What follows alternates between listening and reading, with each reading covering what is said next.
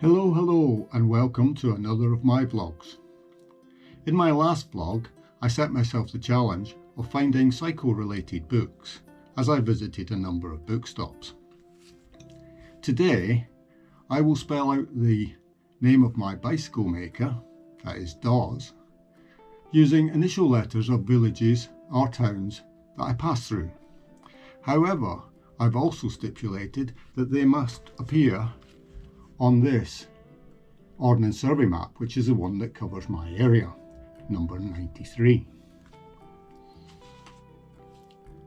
However, a challenge isn't a challenge without some rules, and here are the rules that I've set for myself today.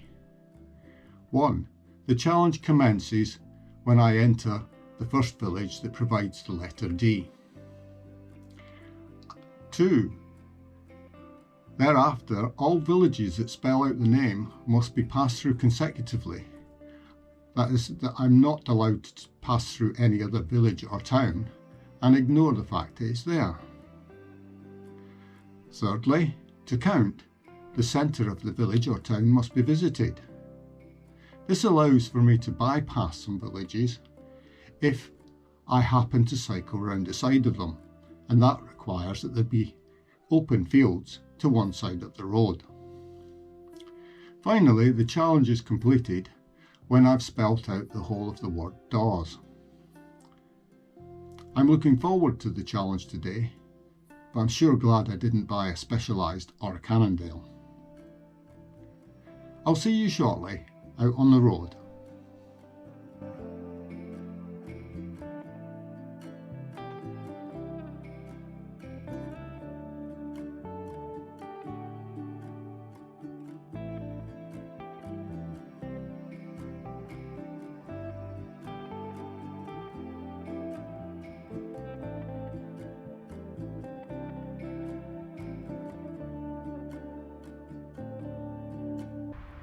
Well, I'm just leaving Long Newton now, and I'm only about halfway to the start of my challenge. It's quite a beautiful day today, lots of blue skies around, but you'll probably see behind me there's also some light cloud. That just takes the heat away from the sun. Just nice. Wind's a little bit stronger than predicted, but even then it's only about 10 kilometers per hour. If I was to tell you that I'm going through Middleton St George, Neasham and Harworth on my way to the start of my challenge, maybe you could make a guess at to which village I will be starting at. You'll see later on which one it is.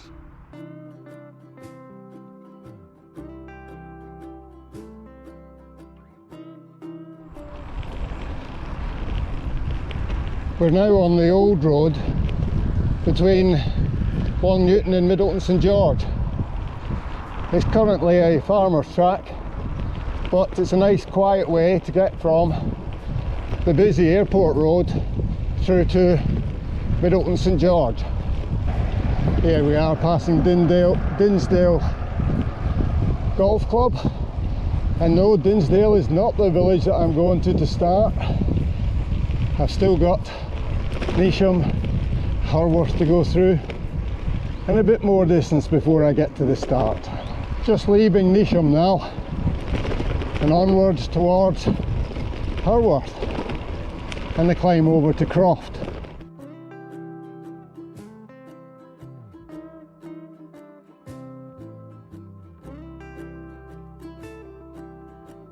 And as we carry on through Harworth, we'll be dropping down to Croft and turning left on the A167, the old A1, crossing the Tees and then continuing on that road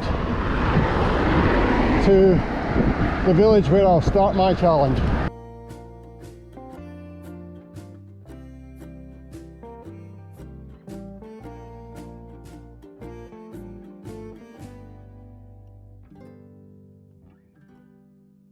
And in this shaded area, just where we pass under the main London to Edinburgh Railway, in the spring the smell of the wild garlic is just overpowering.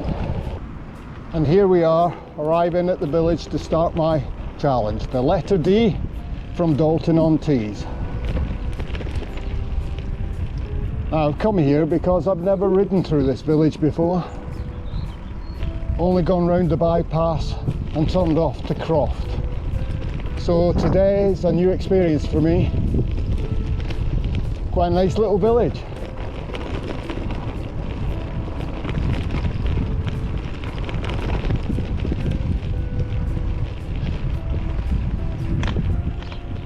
Bit early for the beer garden. What a delightful village Dalton is. However, having decided to start here, I then looked at the map for the rest of my route. As a consequence of deciding that I cannot go through villages that do not help to spell the name of my bike, I've realised that I'm going to be on some busy roads today. Well, c'est la vie.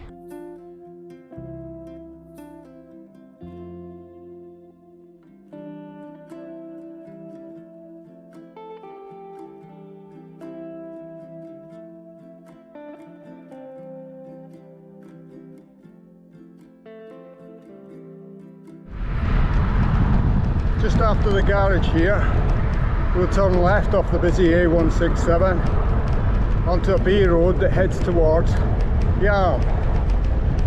It might be a B road, but normally it's also quite busy. We'll see what it's like today.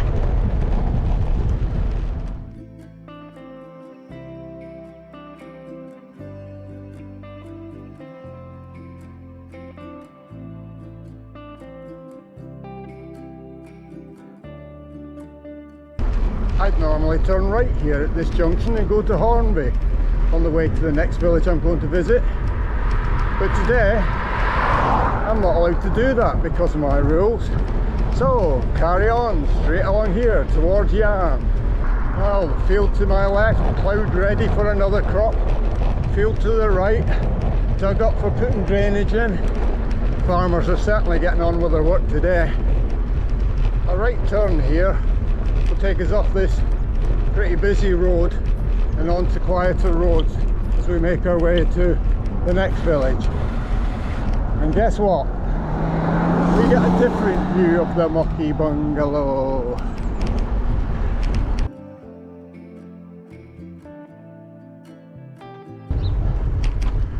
Well, if you haven't worked out what my next village is from the clue I gave you at Hornby,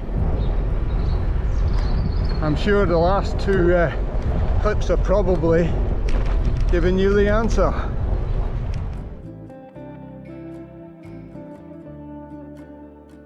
The second letter in Dawes, the A, is provided by Appleton Whisk. Just realised if I hadn't had the rule about only taking the first initial letter, I could also have got the W. Oh well, just means I'm doing some extra work today. A visit to the Appleton Whisk post office is always worthwhile. A pork pie, a bit of carrot cake and a coffee, all for £4. Well, that was an enjoyable break at the post office. So now we're on our way looking for the W. We've been this way before, so maybe you can think of what that village is. Here's one of the hazards that you can meet on these country roads. Ladies out with horses. Just let them know that you're coming, and then when it's safe to, pass on the opposite side of the road.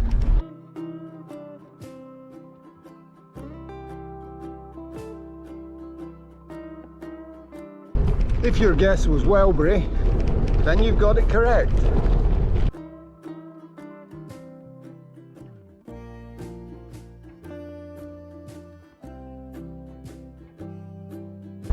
Well, we've passed the centre of the village, so that's a W achieved. Now keep going and off we go for the E. Maybe you can guess where I'm going then. Left of the junction, and remember to listen for the klaxon.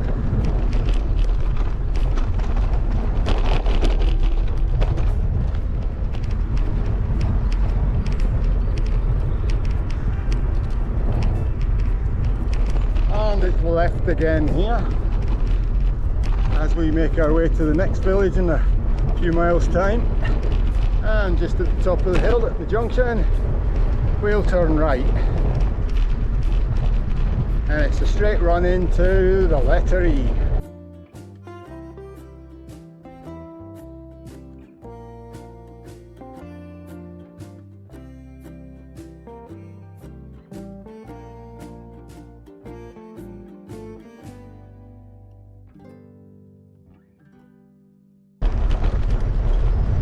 As you might have guessed, the E comes from east in East Rowton.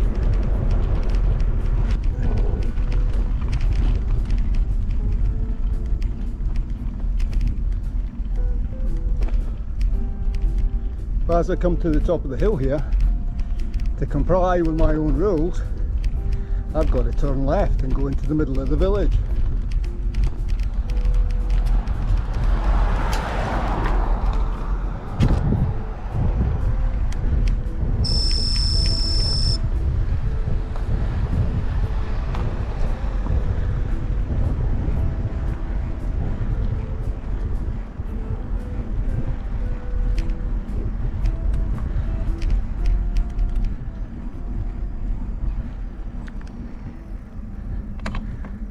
I think the war memorial is central to the village, so I can now turn around and make my way back.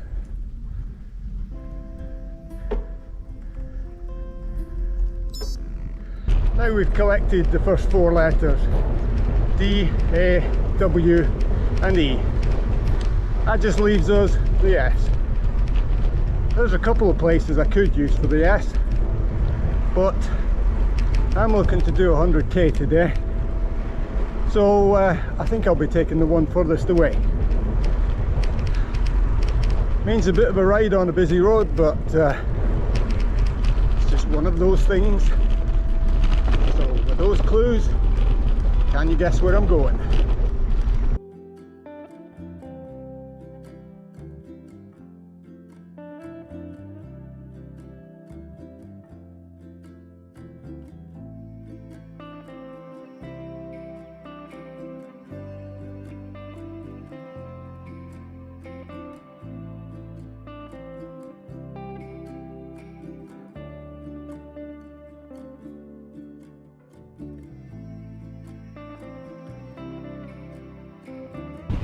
We're just passing the sign for Hutton Rugby, but there's open fields to the right, so my rules allow me to skirt the village.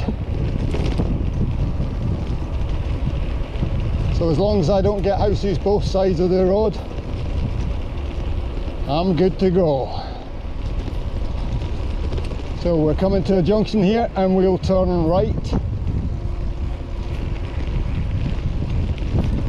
away from the village.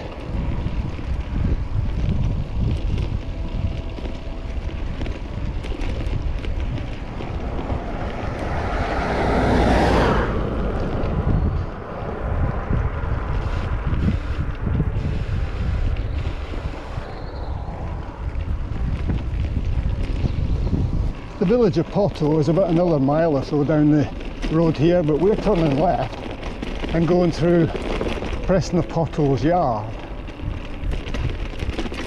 Not going through the village at all, so we haven't messed up yet. And here's the vista that opens out as we go round the corner. What a view of the Cleveland Hills. Well, at the crossroads here, if we went straight across we'd go to Faceby. However, I'm not allowed to go through another village until I get to one that's got an S in it. So what we're going to do is turn left on this busy road and make our way to the town that provides the letter S. I hope you can see Rosebery Top in there in the distance, and along the horizon is the walk that goes to Gribdale Gate and then up to Captain Cook's Monument.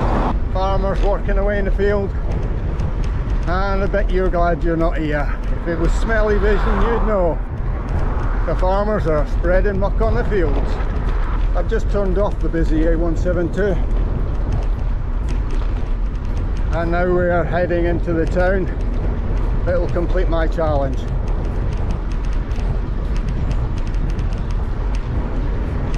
Surely you've got it by now.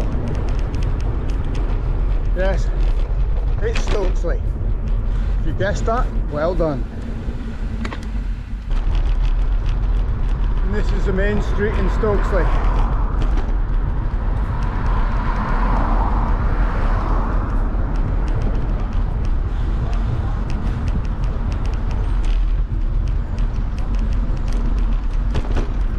Police station. Westbrook Cycles and the town hall on the right. So all that's left then, now that I've completed the challenge, having spelt out doors, is to make my way home. I'll turn left at the roundabout here and hopefully be on quieter roads.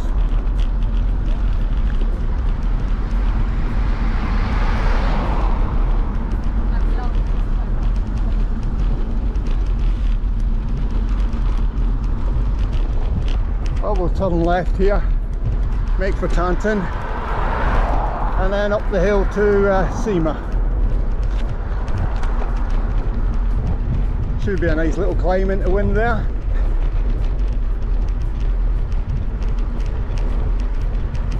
Now this pinkish house on the side here, I've been told a few times by one of my friends called Carol that Roy Chubby Brown, the comedian, used to live here. Maybe one day I'll take a run up to where he's currently got a house. The total distance up to the village is about 1.5 miles, but luckily the hill goes up in steps, so it's not too difficult to negotiate.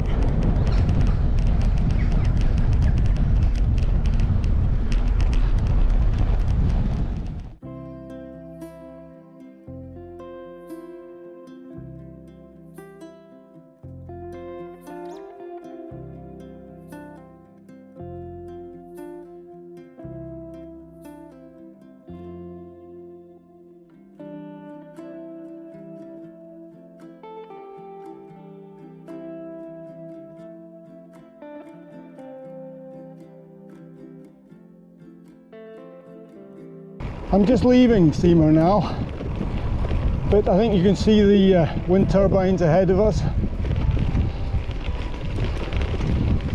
They're all slowly turning, except one. As we go over the top here, there's usually a good view right across the Tees Valley, but today you'll probably see that it's misty.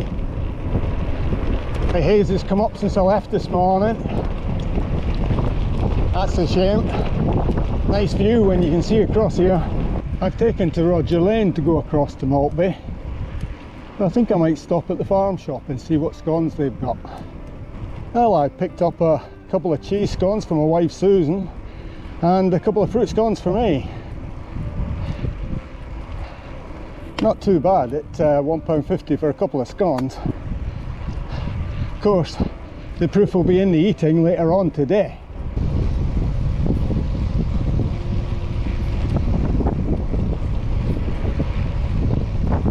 Oh, look at that one whirling in the wind. Boy, it must be windy down here. Here we are approaching Malton. Nearly back at the Teesside sprawl.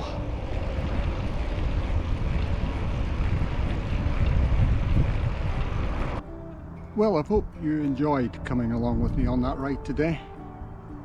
Bit of fun there trying to spell out the make of my bike.